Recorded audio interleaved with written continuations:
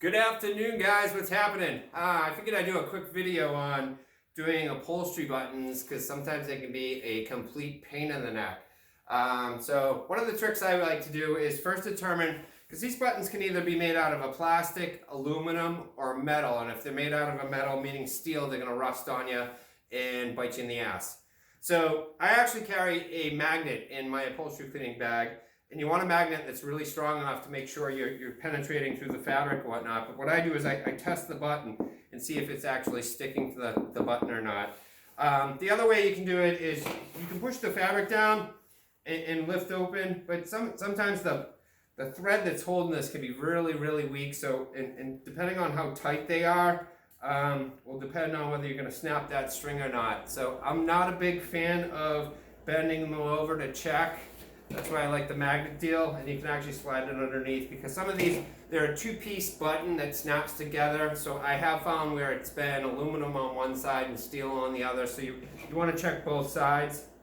Another trick is if you find that they've loosened up, if you just spin them, they will tighten up, because what you're doing is you're spinning the yarn that's holding them in, so you can actually tighten them up if you want by spinning them, and you'll create them to sink deeper.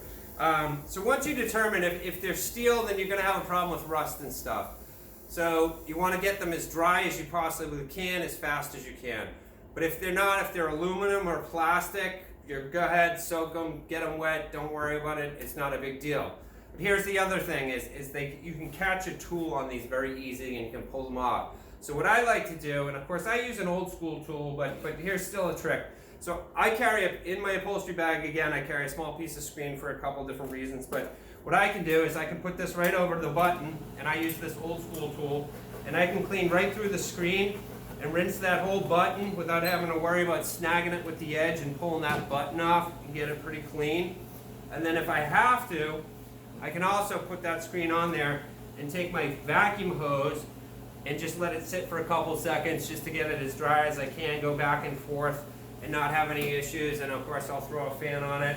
I know some of you guys, or most of you guys, are probably using a dry tool. So same kind of concept. If you want to put your pre-spray on here and then just take your brush and brush it in, and then again apply this, and you can use your dry tool over it as well. But anyway, I hope that helps some of you guys with some of the button issues and whatnot. And happy cleaning.